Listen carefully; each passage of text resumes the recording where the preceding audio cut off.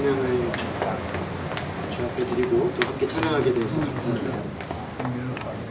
2주 동안 여러분들의 기도로 유럽 비전 트립을 잘 다녀오게 되었습니다.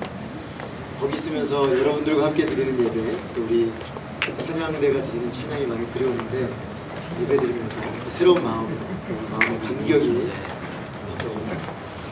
아직 시차가 적응이 안 돼서 밤 시간이 깨어있는 시간이고 지금 이제 낮 시간 근데 그럼에도 불구하고 주님의 은혜로 새로운 마음으로 이곳에서 섬기고자 하는 소원과 주셔서 감사합니다. 오늘 말씀은 저희 지난 비전 트립을 생각하면서 선교 특강 말씀으로 얘기하겠습니다. 말씀의 제목은 어찌 바뀌지 아니하겠나. 잠깐 기도하겠습니다. 사랑하는 아버지 하나님,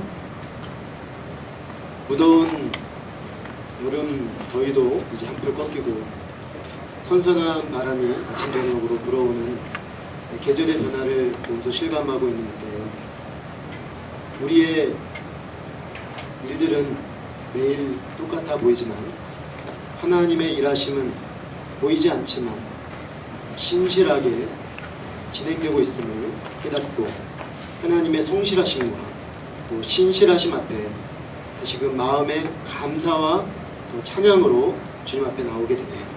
하나님 아버지, 돌아보면 늘 허물이 많고 더디 깨닫고 또 주님의 은혜를 받기에 합당치 못한 죄악된 저들이지만 주님께서 불쌍히 여기시고 긍휼히 여기시고 오래 참으시사 하나님의 은혜와 긍휼 앞에 설 수 있도록 우리를 불러주시고 하나님 앞에 세우시며 하나님을 예배하는 놀라운 은혜를 주셔서 참으로 감사합니다. 아버지 하나님, 이 시간에 이 존귀하신 주님을 사모함으로 나왔사오니 성령으로 이 자리에 임재하여 주시고 하나님을 예배하는 큰 감격이 있게 하시며 당신으로부터 오는 성령과 생명의 말씀으로 우리 심령이 새롭게 되어지도록 신이 역사해 주시기를 간절히 기도합니다.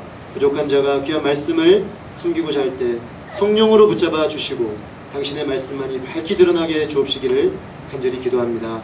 예수 그리스도 이름으로 기도했습니다. 아멘. 우리는 누구나 한 번쯤 요나의 이야기를 들어본 적이 있습니다. 하나님이 말씀하신 동쪽 니느웨로 가라는 그 말씀을 듣고 반대쪽 서쪽 다시스로 달아났던 사람으로 알고 있습니다. 그리고 어린 시절이나 또는 성경을 읽으면서 참 독특한 선지자다라는 생각을 하며 읽은 기억들이 있습니다.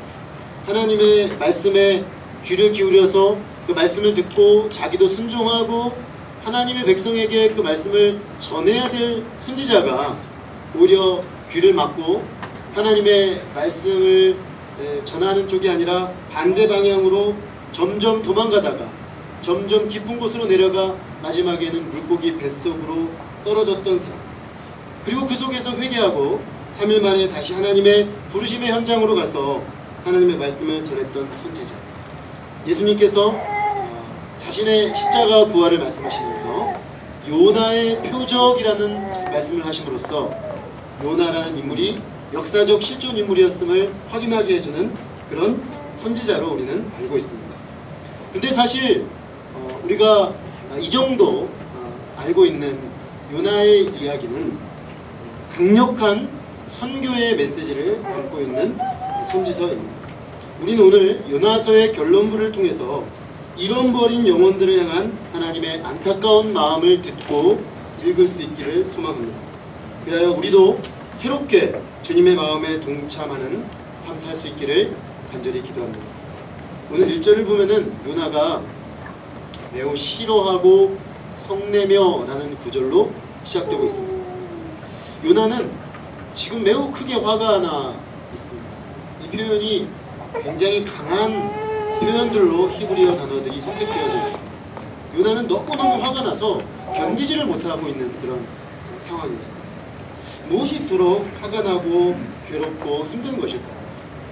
요나는 1장에 보면은 아미떼라는 사람의 아들로서 당시 북이스라엘의 여로보암 2세 때 활동하던 선지자였습니다.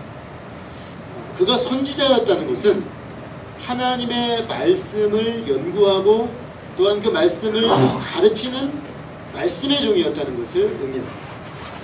그가 선지자로 활동하는 때에는 북이스라엘에 잠깐 동안이지만 여로보암 2세 통치하에 번영이 부과되고 있던 때였습니다. 이는 여로보암 2세가 통치를 잘해서가 아니었습니다.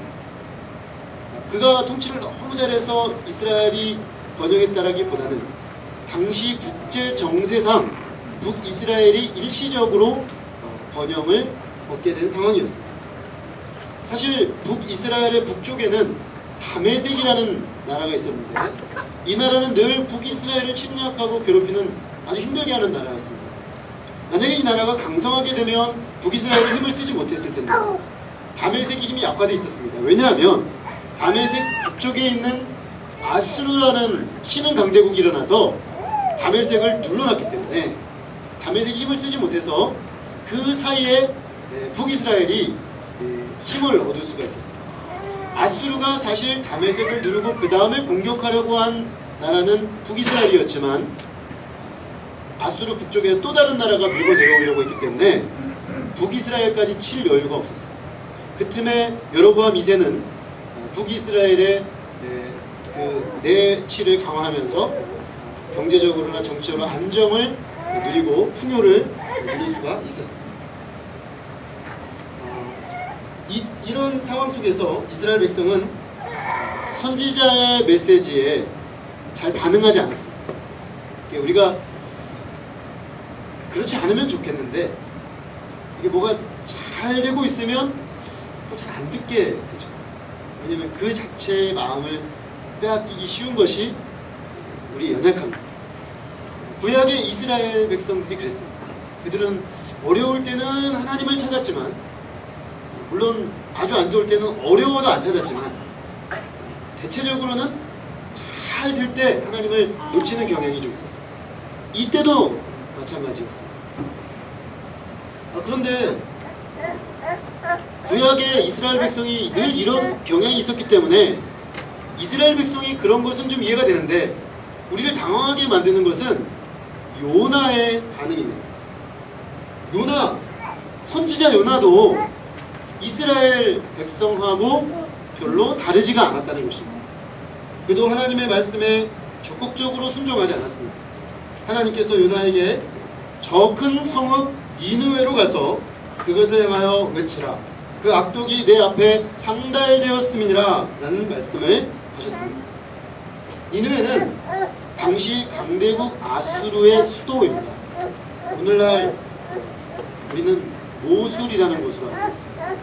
모술은 우리나라 군대가 파병되었던 이라크 지역, 그 지역이 모술이죠. 근데 바로 거기가 그 지역 근처가 니느웨입니다. 아수르의 수도 역할을 하고 있었던 니느웨는 당시 몇십만에 이르는, 최소 몇십만 명에 이르는 강력한 도시였습니다. 그곳에 가서 이제 요나 선지자는 하나님이 그들의 악독함에 대하여 심판하실 것을 선포할 하나님의 메시지를 받았던 것입니다. 그런데 웬일인지 요나는 이상하게도 그 말씀을 듣자마자 하나님이 말씀하신 니느웨 방향으로 가지 않고 반대 방향 다시스를 향해 달려가서 요방에 가서 배를 타고 멀리 도망쳐 버렸습니다. 그리고 그는 그것도 모자란 듯 배의 가장 밑에 층으로 내려가서 깊은 잠에 빠져버렸습니다.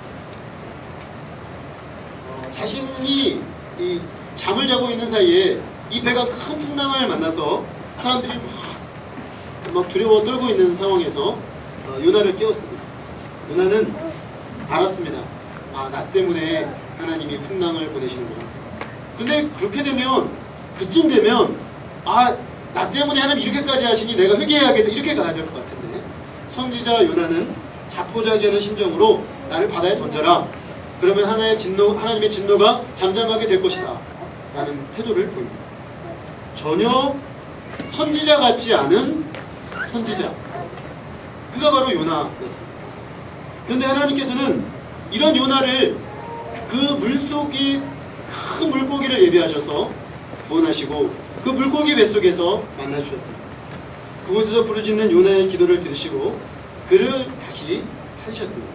뿐만 아니라 요나에게 다시 한번 기회를 주셔서 니느웨로 가서 하나님의 명령을 선포하라고 하십니다. 요나는 사흘 동안 걸을 만큼 하나님 앞에 큰 성읍 니느웨에 형식적으로 하루 동안 돌아다니며 외쳤습니다. 40일이 지나면 니느웨가 무너지리라. 사실 굉장히 큰 성읍, 3일을 걸어다녀야 할 정도로 다 돌아다닐 수 큰 성읍이었는데 하루 동안 외쳤다는 것은 니느웨가 사실은 그렇게 큰 기대를 하지 않고 외쳤다는 것을 의미합니다. 사실 요나는 자기가 선포한 메시지 그대로 되기를 진심으로 바랐습니다. 그는 악한 도성, 교만해서 자기 힘을 자랑하고 하나님의 백성 이스라엘을 함부로 대하는 그 도성이 하나님의 심판으로 꽉 무너져 버리기를 진심으로 원했습니다. 그래서 진심으로 무너지기를 바라며 무너지라! 무너져라! 이런 마음으로 막 외치고 다녔습니다. 그런데 놀라운 일이 일어났습니다. 이스라엘 백성들도 요나 선지자의 메시지에 거의 반응하지 않았는데 이방 백성 그 강포한 무지한 니느웨 사람들이 위로부터 왕으로부터 시작해서 고관 대작과 일반 백성과 심지어 짐승까지 회개하는 놀라운 역사가 일어났습니다. 하나님께서는 마치 기다리고 있었다는 듯이 이 니느웨가 회개하자 모든 하나님의 진노의 계획을 돌이키시고 그들을 용서하시고 그들에게 경고하신 재앙을 하나도 내리지 않으셨습니다. 이것이 바로 요나가 싫어하고 성내고 있는 이유입니다. 근데 흥미로운 것은 오늘 4장 2절 말씀은 요나가 이렇게 성을 내면서 하나님께 화를 내고 있는데 화를 내면서 하나님께 기도한다라고 표현하고 있는 것입니다. 그는 자신이 이렇게 될 줄 알고 하나님의 말씀을 따르지 않고 다시스로 도망했다고 말합니다. 그는 선지자답게 하나님이 어떤 분인지를 잘 알고 있었습니다. 그가 아는 하나님은 출애굽기에 모세에게 나타나셔서 자신을 계시하신 하나님이셨습니다.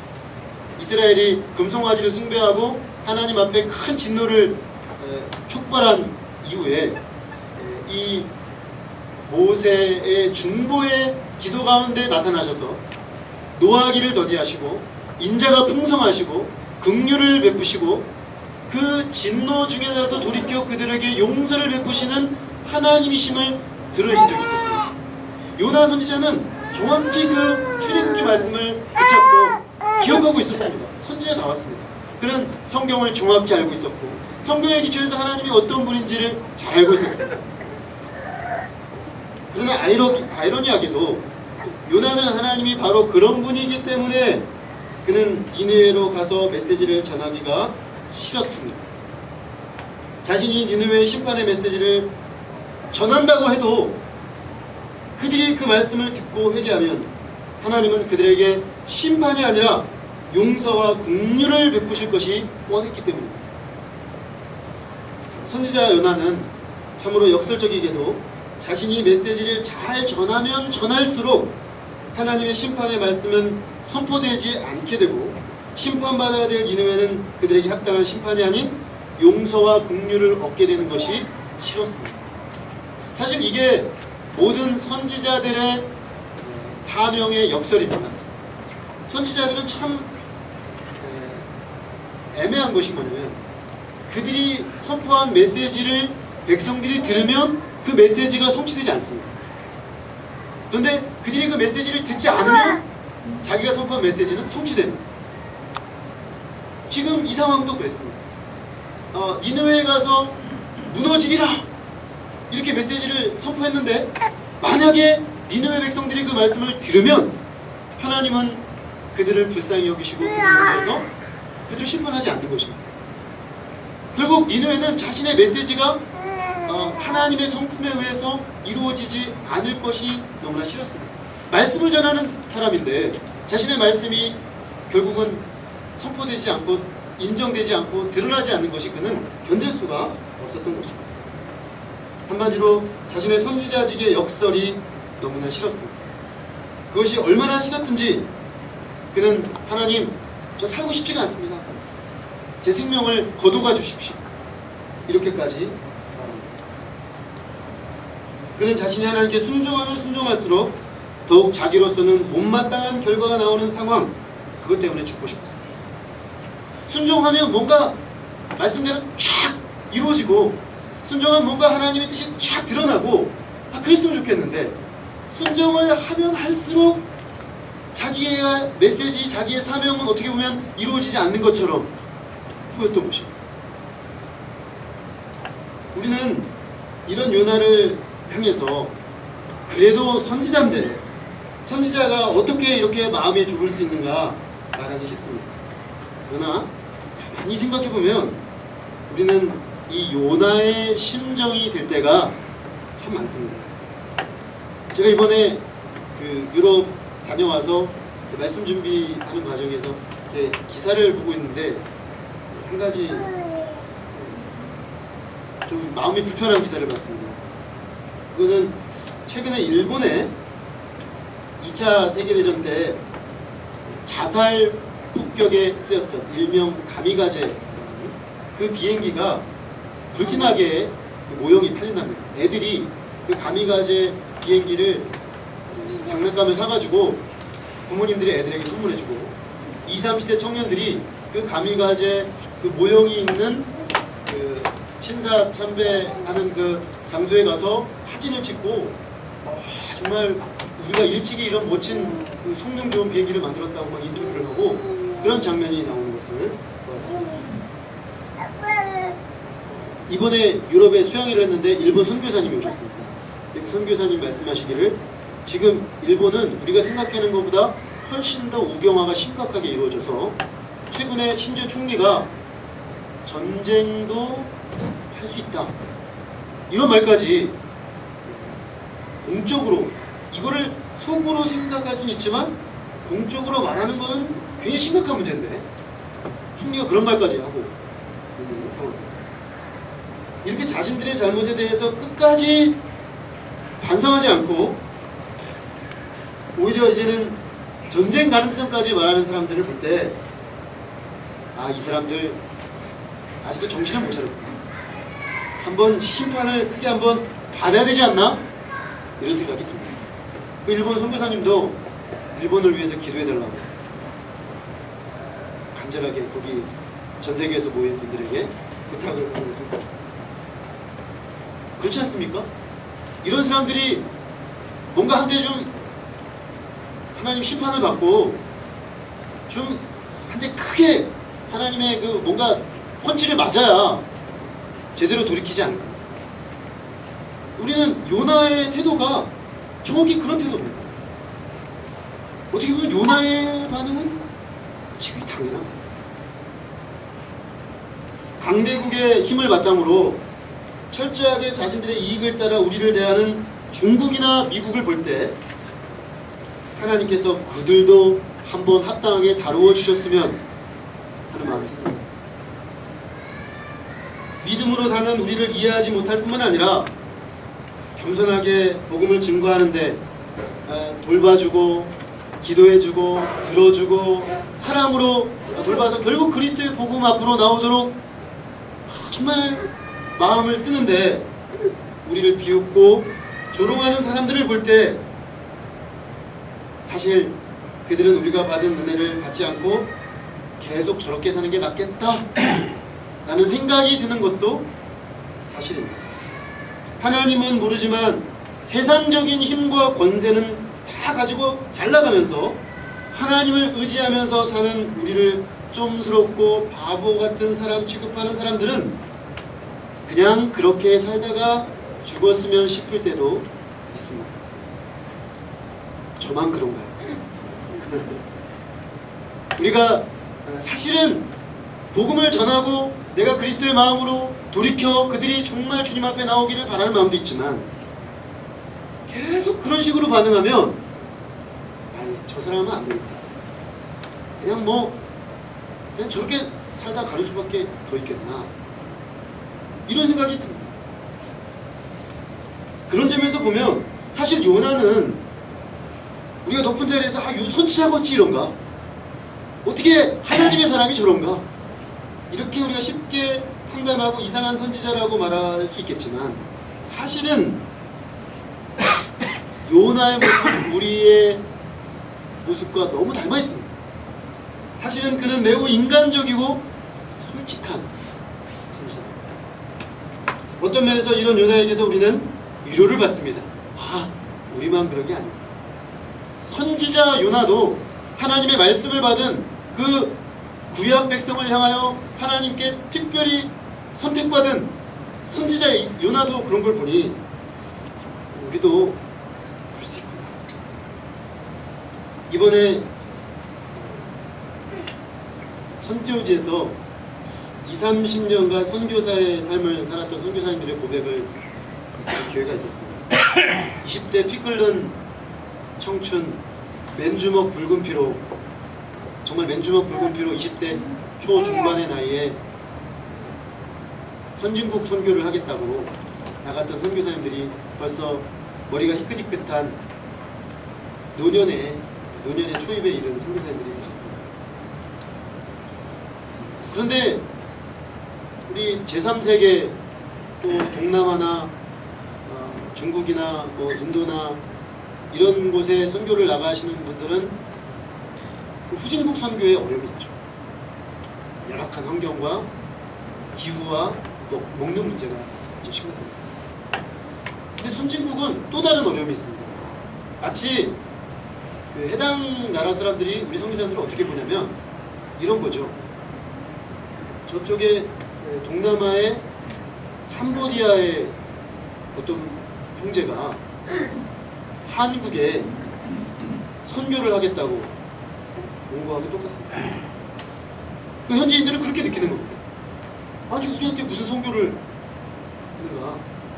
그 선교사님 2세가 말씀을 수양회 때 전했는데 어릴 때 자기소개를 할 때 참 난감했다고. 너 아버님은 뭐 하시는 분이니? 선교사라고.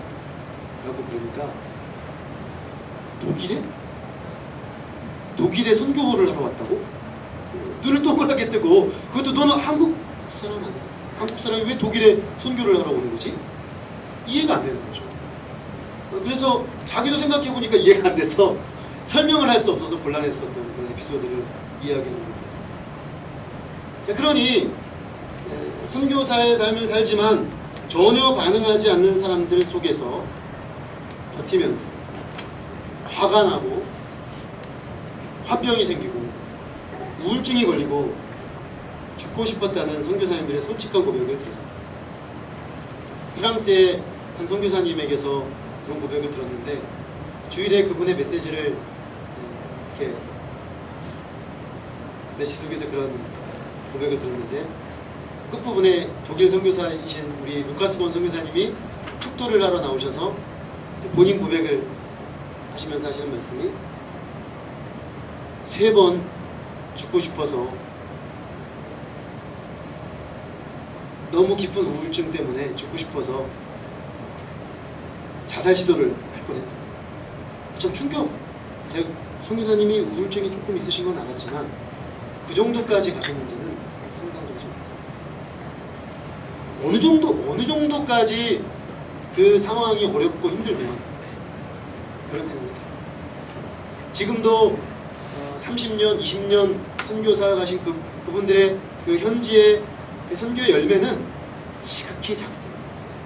어떤 분은 정말 아무것도 없는 선교사라는 아이덴티티만을 붙잡고 살기에도 버거운 현실 가운데 놓여져 있는 분들도 참 많습니다.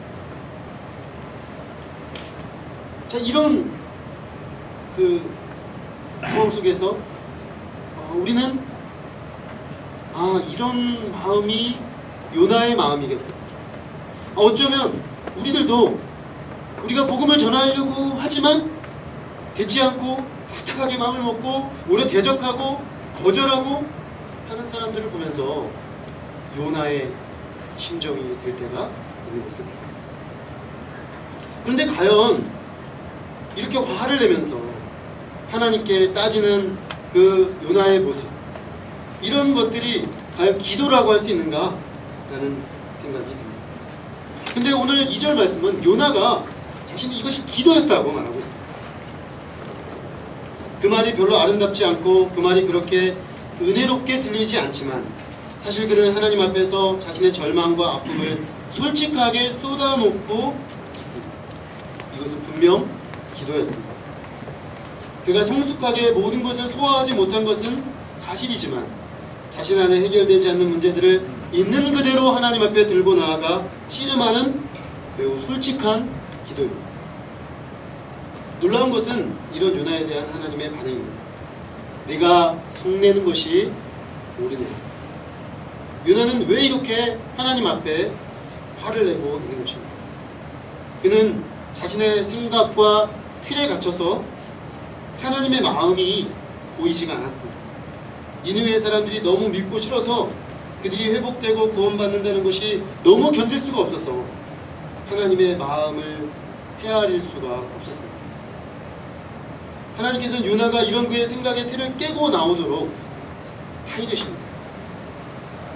그러나 요나가 거기에서 나오는 것은 결코 쉬운 일이 아닙니다. 우리가 우리의 생각과 틀과 자기 중심성을 깨뜨리는 일은 참으로 어렵습니다. 저는 이번에 비전 트립을 다녀오면서 나는 뼛속까지 한국 사람이구나 하는 것을 실감했습니다. 제가 종종 한국에서도 빵을 좋아하기 때문에 아침에 빵을 많이 먹습니다. 근데 수양회에 들어가서 이틀 연속 6끼 빵을 먹고 나니까 빵이 꼴도 보기 싫었습니다. 어떤 빵, 어떤 치즈도 눈에서 사라졌으면 싶을 정도로 어떻게 이분들은 밥을 안 먹고 빵을 먹고 살 수 있나 이런 생각이 들었습니다. 나는 정말 완전 뼛속 깊이 한국 사람이구나 그런 생각이 들었습니다. 그곳에서 선교사로 20-30년을 사신 선교사님들도 뼛속까지 한국인이었습니다. 제가 과거에 우리 공동체에 있었던 한 목사님을 방문을 했는데 네덜란드에 살고 있는데 그 아이가 8살입니다. 근데 얘가 요즘 아빠한테 가끔 그런답니다. 아빠 네덜란드 발음이 이상해요. 그런답니다. 얘는 이제 학교를 다니니까 오리지널 네덜란드어를 배우는 거예요. 근데 아버지는 옆에서 이제 공부하면서 배우는 수준이니까 정확하지가 않은 거예요. 그러니까 처음에는 얘가 더 느렸는데 이제는 훨씬 빨라서 아빠 발음을 계속 교정을 해줍니다. 근데 자기는 아무리 해도 발음이 정확히 안 나와요. 사실 20-30년이 지난 선교사님들도 마찬가지예요. 어떤 부분은 여전히 잘 이해가 안 되고 그들의 세계가 잘 이해가 안 되고 그들의 발음이 그대로 잘 안 된다. 20년, 30년을 살았는데 여전히 한국 사람이 나오시죠. 제가 왜 이런 말씀을 드리냐면 사실 우리가 생각한 만큼 그렇게 객관적이지도 않고 그렇게 하나님 중심적이지도 않습니다. 우리는 늘 자기 중심적입니다. 사실은 우리가 생각하는 것보다 훨씬 더 자기 중심적입니다. 내가 살아온 모습 그대로 살려고 하고 내가 살아온 모습 그것이 편하고 그저 그 틀과 한계를 벗어나기가 참 쉽지가 않습니다. 그러므로 이런 우리가 하나님의 눈과 하나님의 마음을 가지는 일은 쉬운 일이 아닙니다. 우리가 굉장히 하나님의 눈, 하나님의 마음을 많이 가지고 살고 있다고 생각을 하기 쉽지만 사실은 우리는 그저 우리의 습관과 우리의 생각과 우리가 살아온 방식대로 살고 있는 경우가 참 많습니다.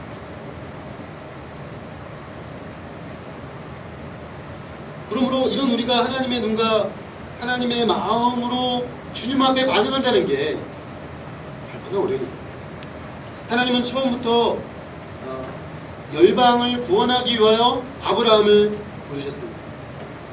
그리고 열방에게 하나님을 아는 지식을 나누는 특권을 이스라엘 백성들에게 주셨습니다. 그러나 많은 시간이 흐르면서 이스라엘 백성은 자신들을 통해서 열방을 구원하시고자 하는 그 하나님의 뜻과 계획과 그 마음은 새까맣게 다 잊어먹어버렸습니다. 그리고 마치 처음부터 자기들만을 위해 그 지식이 주어진 것처럼 배타적 지식으로 하나님 아는 지식을 가두어 버렸습니다. 그리고 아수르와 같은 이방 나라는 원래부터 심판받아 마땅한 악한 자들에 불과한 것으로 생각했습니다. 오늘 우리도 이렇게 되기가 얼마나 쉽습니까? 처음에 우리가 주님의 은혜를 받고 주의 은혜를 받아서 시작했을 때는 나 같은 자를 불러 하나님의 백성 삼으신 주의 은혜가 너무 좋아서 만나는 사람마다 이 감격을 이야기했습니다. 예수님을 이야기했고 예수님을 증거하고 예수님을 말하지 않을 수가 없었습니다. 사실 예수님을 말하지 않을 수가 없어서 말했습니다. 그 감격이 겨워서 말했습니다. 그런데 어느덧 우리 주변에 하나님 없는 완고한 사람들의 완고함이 부담스럽고 그 고집스러움은 심판받을 어떤 것이 되어버리지는 않았는지 모르겠습니다. 이제는 그리고 그것이 익숙해져서 그냥 그렇게 살 수밖에 없는 상태로 자꾸만 우리가 굳어지고 딱딱해지기가 얼마나 쉬운가 하는 거죠. 감사한 것은 주님께서 이런 우리들을 돕기를 원하신다는 것입니다. 주님께서 요나를 도우셨듯이 우리도 돕기를 원하십니다.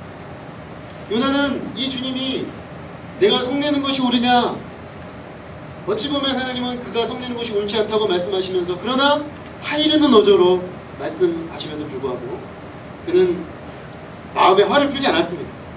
오히려 말씀을 듣고 나가 동쪽에 앉아 니느웨 성 동쪽에 딱 자리를 들고 앉았습니다. 그리고 하나의 초막을 짓고 성읍에 무슨 일이 벌어지는가? 그는 그늘 아래 앉아서 보았습니다. 그는 여전히 니느웨가 무너지기를 바라고 있었습니다. 내가 선포한 대로 과연 무너지나 안 무너지나? 그는 바라고 있었습니다. 그때 하나님께서는 요나를 위해 박넝쿨을 예비하사 요나를 가리게 하셨습니다. 중동의 태양이 장렬하는데 초막을 졌지만 그것으로도 안 되니까 하나님이 박넝쿨을 급속하게 빠른 속도로 자라게 하셔서 그에게 그늘을 만들어 주셨습니다. 본문에 보니까 요나는 이 박넝쿨 때문에 아주 기뻐했습니다. 그는 하나님께서 자신의 마음의 소원을 기뻐하시고 이루어 주시는 것이 너무 기뻤습니다. 내 마음의 소원대로 하나님이 이루어 주시는구나. 아마 그는 박넝쿨이 자기를 가리워 주는 것도 기뻤지만 하나님이 이제 자기의 마음의 소원, 자기의 뜻, 그것을 이제 이루어 주실 것을 생각할 때 기뻤던 것 같습니다. 근데 이번에는 하나님이 벌레를 보내셔서 이튿날 새벽에 그 박넝쿨을 다 갉아먹고 시들게 하셨습니다. 더구나 해가 떠서 동풍이 불어와 요나의 머리에 쪼였습니다. 요나는 금방 혼미하여 또다시 죽기를 구했습니다. 또 죽고 싶어 했습니다. 이때 하나님께서 말씀하십니다. 내가 이 박넝쿨로 말미암아 성내는 것이 어찌 모르냐. 요나는 반항하듯 말합니다. 성내어 죽기까지 할지라도 옳으니이다. 내가 이렇게 성내다가 죽어도 저는 합당합니다. 하나님께 화가 나서 하나님께서 마지막으로 말씀하십니다. 네가 수고하지도 아니하였고 재배도 아니하였고 하룻밤에 났다가 하룻밤에 말라버린 이 박넝쿨을 아꼈거든. 하물며 이 큰 성읍 니느웨에는 좌우를 분별하지 못하는 자가 12만 명이요 가축도 많이 있나니 내가 어찌 아끼지 아니하겠느냐 하십니다. 요나서는 이렇게 끝이 납니다. 마치 우리 모두에게 묻고 있는 것 같습니다. 성내고 화내고 하나님께 토라하던 요나에게도 이제 더 이상 아무런 말이 없습니다. 그는 이제 이 하나님의 말씀을 마음 깊이 묵상하다가 더 이상 하나님 앞에 할 말이 없어진 것 같습니다. 사실 기도는 이런 것입니다. 하나님 앞에 우리의 아픔과 우리의 의문과 우리의 이해할 수 없음을 토로하다가 하나님의 말씀이 우리 마음에 들려지고 그 말씀이 우리의 마음의 그 분노와 이해할 수 없음과 그 답답함과 그 절망과 그 분노를 그 말씀이 점점 잠식해 들어와서 나중에는 그 말씀이 우리의 마음의 이 모든 그 의문들을 잠재워버리고 하나님의 말씀이 내 심령에 점점점 커져서 내가 어찌 아끼지 아니하겠나, 내가 어찌 저들을 아끼지 않겠나, 박농쿨도 그토록 아꼈던 너를 한번 생각해봐. 내가 저 죽어가는, 저 무지하여 죽어가는 그들을 내가 어찌 아끼지 않겠느냐. 이 하나님의 마음이 그 심령에 점점 커져가는 것, 그 하나님의 마음이 깨달아져서 이제는 더 이상 내 마음의 울분도, 내 마음의 슬픔도, 내 마음의 절망도, 나 중심적으로 생각했던 그 생각도 하나하나 잠재워져 버리는 것, 그것이 기도의 종착역.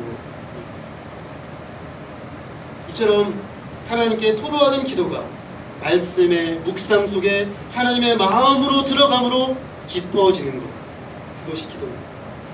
니느웨는 분명 심판받아 마땅한 소망 없는 죄인들이지만 주님께서는 그들도 아끼십니다. 박농쿨을 아끼는 요나의 마음처럼 주님은 그 좌우를 분별하지 못해서 무엇이 죄인지도 모르고 그 멸망을 향해 가는 그들을 나는 아낀다 라고 말씀하십니다. 요나서는 우리에게 선교에 대해 중요한 사실을 알려주고 있습니다. 우리는 중요한 세 가지 점을 말씀했습니다. 첫째로 선교는 하나님께서 친히 하시는 것이라는 것입니다. 요나 선지자로 대표되는 이스라엘 백성도 선교할 마음이 없었습니다. 그들은 선교 대상자들을 심판받아 마땅한 사람들로만 보았습니다. 그들의 행위는 분명히 그러했습니다. 그러나 하나님은 그 악한 자들도 주께로 돌이키기를 원하셨습니다. 하나님은 그들을 불쌍히 여기시고